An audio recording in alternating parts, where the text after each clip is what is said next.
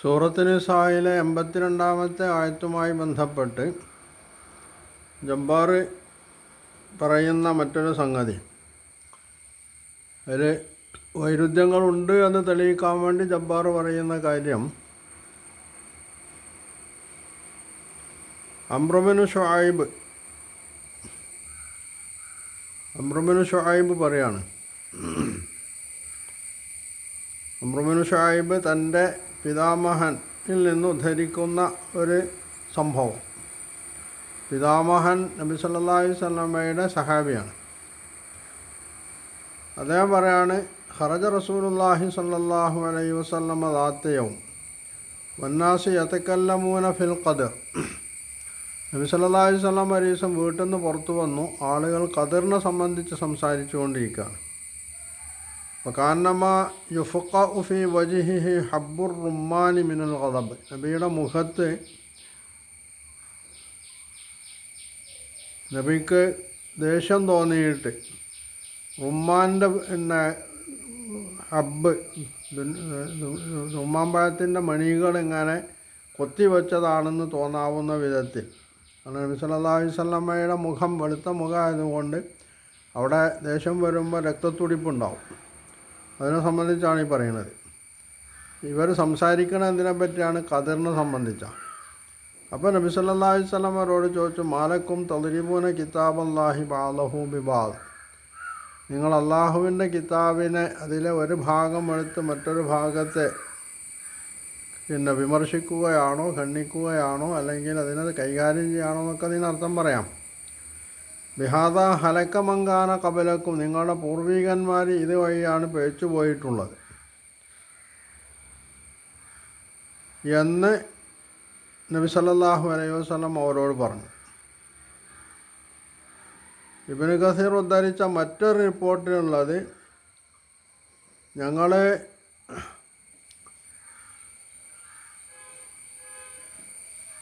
നബി സല്ലല്ലാഹു അലൈഹി വസല്ലമയുടെ വീടിൻ്റെ അടുത്ത് ചെന്നപ്പോൾ അവിടെ കുറച്ച് പ്രായമുള്ള ആളുകൾ, നബിയുടെ അസ്ഹാബ് അനുചരന്മാരിൽ കുറച്ച് പ്രായമുള്ള ആളുകൾ അവിടെ വാതിലിൻ്റെ അടുത്ത് ഇരിക്കുന്നുണ്ട്. അങ്ങനെ അവർ തർക്കിക്കാണ്. അവരുടെ തർക്കം ഉയർന്നു. അവിടെ ഈ റിപ്പോർട്ടിൽ എന്താണ് വിഷയം, തർക്കത്തിൻ്റെ വിഷയം എന്ന് പറയുന്നില്ല. അപ്പോൾ നബി സല്ലല്ലാഹു അലൈഹി വസല്ലം ഈ തർക്കത്തിൽ ശബ്ദം ഉയർന്ന് കേട്ടപ്പോൾ നബി ദേഷ്യം പിടിച്ച് പുറത്ത് വന്നിട്ട് അവിടെ മണ്ണെടുത്തു എറിഞ്ഞു എന്നാണ്. അവിടെ യഥാർത്ഥത്തിൽ എന്തിനെ പറ്റിയാണ് അവർ തർക്കിക്കണമെന്ന് പറയുന്നില്ല. എന്നിട്ട് നബി സല്ലല്ലാഹു അലൈഹി വസല്ലം അവരോട് പറഞ്ഞു, ഉഹ്ലിക്കത്തിൽ ഉമ്മമു മിൻ ഖബലിക്കും ഇഖ്തിലാഫിഹിം അലാ അംബിയായിഹിം.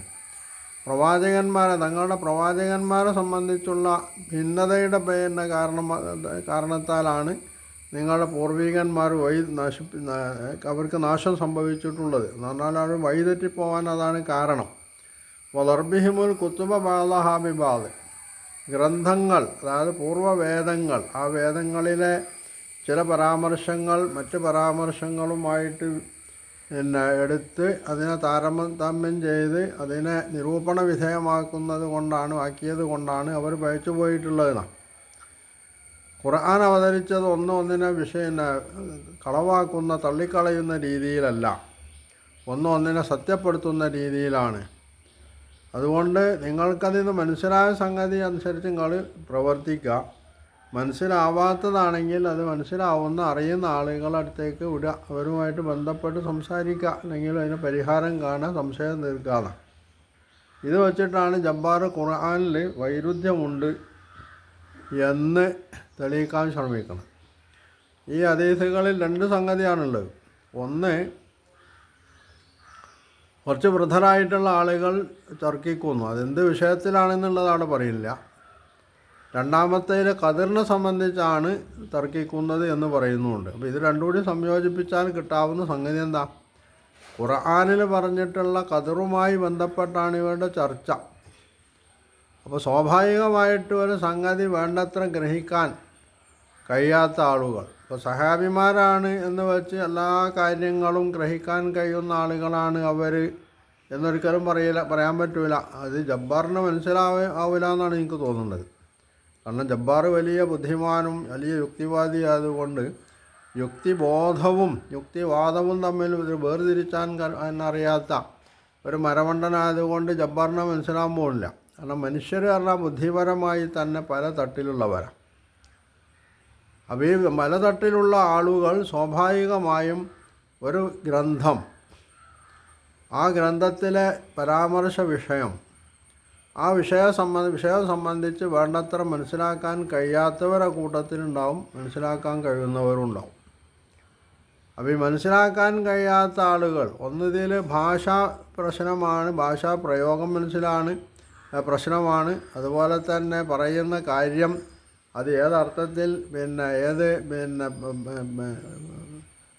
സാഹചര്യം വെച്ച് അല്ലെങ്കിൽ ഏത് രീതിയിലാണ് അത് വിവരിച്ചിട്ടുള്ളത്, ഈ കാര്യങ്ങളൊക്കെ ഒരു പുസ്തകത്തിലെ ഒരു വിഷയവുമായിട്ട്, പുസ്തകം എന്ന് വേണ്ട, നമ്മൾ സാധാരണ സംസാരത്തിലുള്ള വിഷയങ്ങളുമായി ബന്ധപ്പെട്ട് പോലും ഇതൊക്കെ പരിഗണിക്കേണ്ടി വരും. അപ്പോൾ ഇത് പരിഗണിക്കണതിൽ എല്ലാവരും ഒരേ കാഴ്ചപ്പാടിലോ ഒരേ മാനസികാവസ്ഥയിലോ അല്ല ഉണ്ടാവുക. അപ്പോൾ ഒരു 10 ആളിരിക്കുന്ന ഒരു സദസ്സിൽ ഒരാൾ ഒരു കാര്യം പറഞ്ഞാൽ ഈ 10 ആളുകളിൽ ആ പറഞ്ഞ സംഗതി 10 ആളുകളും കേട്ടിട്ടുണ്ടാവും. പക്ഷെ 10 ആളുകളും മനസ്സിലാക്കുന്നത് 10 രീതിയിലായിരിക്കും. ഇത് മനുഷ്യ സഹജമായിട്ടുള്ള സംഗതിയാണ്. അപ്പോൾ ഖുർആനിൽ വൈരുദ്ധ്യങ്ങളില്ല എന്ന് പറഞ്ഞുകൊണ്ട് ഉദ്ദേശിക്കുന്നത് മനുഷ്യന്മാർക്ക് ഇതിൽ വൈരുദ്ധ്യങ്ങൾ ഉണ്ടെന്ന് തോന്നിക്കൂടാന്നല്ല, തോന്നാം. അപ്പോൾ തോന്നുമ്പോൾ എന്ത് ചെയ്യണം? ഇതാണ് ഇവിടെ നബി സല്ലല്ലാഹു അലൈഹി വസല്ലം പറഞ്ഞിട്ടുള്ളത്. മനുഷ്യന് അജ്ഞനാണെങ്കിൽ, വിവരമുള്ളത് അയാൾക്കത് കൈക്കൊള്ളാം. ഒരു സംഗതിയെ സംബന്ധിച്ച് വേണ്ടത്ര തിരുവാടില്ല, അറിവില്ല എങ്കിൽ അയാൾ ചെയ്യേണ്ട എന്താ? അതിനെ സംബന്ധിച്ച് തർക്കിച്ചിരിക്കുകയാണോ? അല്ല. ആ വിഷയവുമായിട്ട് ഏത് വിഷയമായിരുന്നാലും, ഖുർആനെന്ന് വേണ്ട, ഏത് വിഷയവുമായിട്ടാണെങ്കിലും ആ വിഷയവുമായിട്ട് കൂടുതൽ പരിജ്ഞാനമുള്ള, പാണ്ഡിത്യമുള്ള ആളുകളെ സമീപിച്ചുകൊണ്ട് അതിന് പരിഹാരം കാണണം. ഇതാണ് നബി സല്ലല്ലാഹു അലൈഹി വസല്ലം അവിടെ പറയുന്നത്. ഇവിടെ നബി സല്ലല്ലാഹു അലൈഹി വസല്ലം നൽകുന്ന നിർദ്ദേശം എന്താണ്? അതുകൂടി നമ്മൾ മനസ്സിലാക്കേണ്ടതാണ്. മനുഷ്യൻ അവൻ്റെ വൈജ്ഞാനികമായിട്ടുള്ള രംഗത്ത് കഴിവിൽ, യോഗ്യതയിൽ വ്യത്യാസങ്ങളുണ്ടാവാം. അങ്ങനെ വ്യത്യാസങ്ങളുണ്ടാവുമ്പോൾ എല്ലാവരും തങ്ങൾക്ക് എല്ലാം മനസ്സിലായിട്ടുണ്ട്, അറിഞ്ഞിട്ടുണ്ട് എന്ന് നടിക്കല്ല വേണ്ടത്. തങ്ങളുടെ വിവരത്തിൻ്റെ പരിമിതി മനസ്സിലാക്കാൻ എല്ലാവരും ബാധ്യസ്ഥരാണ്. ഈ ആളുകളിൽ കൂടുതൽ ഒരു സംഗതിയെ സംബന്ധിച്ച് അറിവുള്ളത് ആരാണോ ആ അറിവുള്ളവരെ കണ്ടെത്താൻ വേണ്ടി മനുഷ്യൻ ശ്രമിക്കേണ്ടതുണ്ട്. അങ്ങനെ ശ്രമിച്ചുകൊണ്ട് ആ സംഗതിയെ സംബന്ധിച്ച് എനിക്കൊരു കാര്യത്തിൽ സംശയം ഉണ്ടെങ്കിൽ ആ സംഗതിയെ സംബന്ധിച്ച് കൂടുതൽ അറിവുള്ള ആളെ സമീപിച്ചിട്ട് ആ സംശയം തീർക്കാനാണ് ശ്രമിക്കേണ്ടത്. അല്ലാതെ തർക്കവിതർക്കങ്ങളിൽ ഏർപ്പെടല്ല എന്നാണ് ഇവിടെ നബി സല്ലല്ലാഹു അലൈഹി വസല്ലം സമൂഹത്തെ പഠിപ്പിക്കുന്നത്. ഇത് സമൂഹത്തിൻ്റെ സുസ്ഥിതിയിലും അവരിൽ പരസ്പര കലഹങ്ങളില്ലാതെ മുമ്പോട്ട് പോവാൻ വേണ്ടി ആഗ്രഹിക്കുകയും ചെയ്യുന്ന ഒരു നായകനെ സംബന്ധിച്ചിടത്തോളം ആ സമൂഹത്തെ അല്ലെങ്കിൽ തൻ്റെ അനുയായികളെ അദ്ദേഹം ശരിയായിട്ടുള്ള പാതയിലേക്ക് കൊണ്ടുവരുന്നതിൻ്റെ രീതിയാണ്. സ്വാഭാവികമായിട്ടും ഖുർആനെ സംബന്ധിച്ചിടത്തോളം നബി സല്ലല്ലാഹു അലൈഹി വസല്ലമ ഇവിടെ ദേഷ്യം പിടിച്ചു അല്ലെങ്കിൽ നബി കോപിച്ചു എന്ന് പറയുന്നതും യഥാർത്ഥത്തിൽ എന്തുകൊണ്ടാണ്? അതിൽ 2 സംഗതിയുണ്ട്.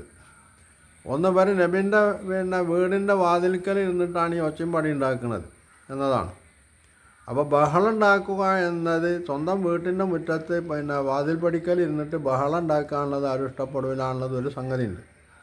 അത് മുഹമ്മദ് നബി ഒരു മനുഷ്യനായതുകൊണ്ട് സ്വാഭാവികമായും അദ്ദേഹത്തിൻ്റെ വീട്ടിൻ്റെ കവാടത്തിങ്ങൾ അല്ലെങ്കിൽ വാതിലിൻ്റെ അടുത്ത് വന്നിട്ട് ബഹളം ഉണ്ടാക്കാനുള്ളത് അദ്ദേഹത്തിനും ഇഷ്ടപ്പെടില്ല. ആരാണെങ്കിലും ഇനി ജബ്ബാറാണെങ്കിൽ പോലും ജബ്ബാറിൻ്റെ വീട്ടിൻ്റെ അടുത്ത് വെച്ചിട്ട് ഒരാൾ കൂട്ടർ ബഹളം ഉണ്ടാക്കുകയാണെങ്കിൽ അത് ജബ്ബാർ പറയുന്ന സംഗതി സംസാരിച്ചുകൊണ്ടായിക്കോട്ടെ. ജബ്ബാറിൻ്റെ അനുയായികൾ ജബ്ബാർ പറയുന്ന സംഗതിയെ സംബന്ധിച്ച് ഉച്ചത്തിൽ സംസാരിക്കുമ്പോൾ ജബ്ബാറും അവിടുന്ന് ദേശത്തോടു കൂടി ആട്ടി ഓടിക്കുക ചെയ്യുക. ഞങ്ങൾ എന്ത് പണിയാണ് ചെയ്യണത്, ഇവിടെ വന്നിട്ടാണോ ബഹളം ഉണ്ടാക്കുന്നത് എന്ന് ജബ്ബാറും പറയും. ഈ ഒരു മാനുഷികമായിട്ടുള്ള ഒരു പരിഗണന ജബ്ബാറിന് അത് കഴിയില്ലെങ്കിലും സാമാന്യ ബുദ്ധിയുള്ള ഒരാളും മുഹമ്മദ് നബിക്ക് വകച്ചു കൊടുക്കും. അതാണ് ഒന്നാമതായിട്ട് ഇവിടെ മുഹമ്മദ് നബി സല്ലല്ലാഹു അലൈഹി വസല്ലം ചെയ്തിട്ടുള്ളത്. രണ്ടാമത്തെ വിശുദ്ധ ഖുർആൻ എന്ന് പറയുന്നത് ജീവിതത്തിൽ പകർത്താനുള്ളത് കൊണ്ട് അതിൽ പറഞ്ഞ കാര്യങ്ങൾ എന്താണെന്ന് മനസ്സിലാക്കുക, അത് പഠിക്കുക എന്നുള്ളതാണ് അതിൻ്റെ ആളുകൾ ചെയ്യേണ്ടത്. അത് തർക്കിച്ചിരിക്കല്ല. അപ്പോൾ അങ്ങനെ പഠിക്കാൻ ശ്രമിക്കുമ്പോൾ അവരെ കൂട്ടത്തിൽ കൂടുതൽ വിവരമുള്ള ആളുകളോടാണ് കൂടുതൽ വേണ്ടത്ര ഒരു കാര്യം മനസ്സിലായിട്ടില്ലെങ്കിൽ അത് അന്വേഷിക്കേണ്ടത്. ഇവിടെ നബി സല്ലല്ലാഹു അലൈഹി വസല്ലമയാണ് ഖുർആനെ സംബന്ധിച്ച് കൂടുതൽ അറിയാവുന്ന ആൾ ആ ഘട്ടത്തിൽ. അപ്പോൾ നിങ്ങൾക്കിത് അറിയില്ലെങ്കിൽ എന്നോട് ചോദിച്ചൂടെ, ഞാൻ പറഞ്ഞുതരുമല്ലോ അതിൻ്റെ വിശദീകരണം. നിങ്ങളെന്തിനാണ് ഖുർആനിൽ ഈ ഖുർആനിൻ്റെ ഒരു വശം എടുത്തിട്ട് മറ്റേ വശത്ത് ഇതുകൊണ്ട് നിരൂപണ വിധേയമാക്കുകയോ അല്ലെങ്കിൽ ഖണ്ഡിക്കുകയോ ഒക്കെ ചെയ്യുന്നതെന്നാണ് നബി സല്ലല്ലാഹു അലൈഹി വസല്ലം ചോദിക്കുന്നത്. അതും ഒരു നായകൻ എന്നുള്ളവർക്ക് അദ്ദേഹം ചോദിക്കേണ്ട കാര്യമാണ്. ഇതിലൂടെ എങ്ങനെയാണ് വിശുദ്ധ ഖുർആനിൽ വൈരുദ്ധ്യങ്ങളുണ്ടെന്ന് തെളിയാം? വിവരമില്ലാത്ത ആളുകൾ ഒരു സംഗതിയെ സംബന്ധിച്ച് സംസാരിക്കുന്നു, അവരതിൽ ഒച്ച വെക്കുന്നു, ബഹളം വെക്കുന്നു. അത് ഒരു വിശുദ്ധ ഖുർആനിൽ നിന്നല്ല, ഏത് ഗ്രന്ഥമായിരുന്നാലും ഇത് വെച്ചിട്ട് ആ ഗ്രന്ഥത്തിൽ വൈരുദ്ധ്യമുണ്ട് എന്ന് തെളിയിക്കൽ ഏത് യുക്തിബോധത്തിൻ്റെ അല്ലെങ്കിൽ യുക്തിപരമായിട്ടുള്ള അടിസ്ഥാനത്തിലാണ് എന്ന് ജബ്ബാറിനെ പോലുള്ള ആളുകളാണ് പറയേണ്ടത്. അപ്പോൾ ഇത് യുക്തിവാദമോ യുക്തിബോധമോ അല്ല, ഇത് ഖുർആനെ അവഹേളിക്കാനുള്ള ജബ്ബാറിൻ്റെ മനസ്സിൽ പതഞ്ഞു പോകുന്ന വിദ്വേഷത്തിൻ്റെ ബഹിസ്ഫുരണം മാത്രമാണ് ജബ്ബാറിൻ്റെ ഈ ഖുർആനെ സംബന്ധിച്ചുള്ള പരാമർശം എന്ന് മാത്രമേ അതിനെ സംബന്ധിച്ച് നമുക്ക് പറയാൻ പറ്റുള്ളൂ.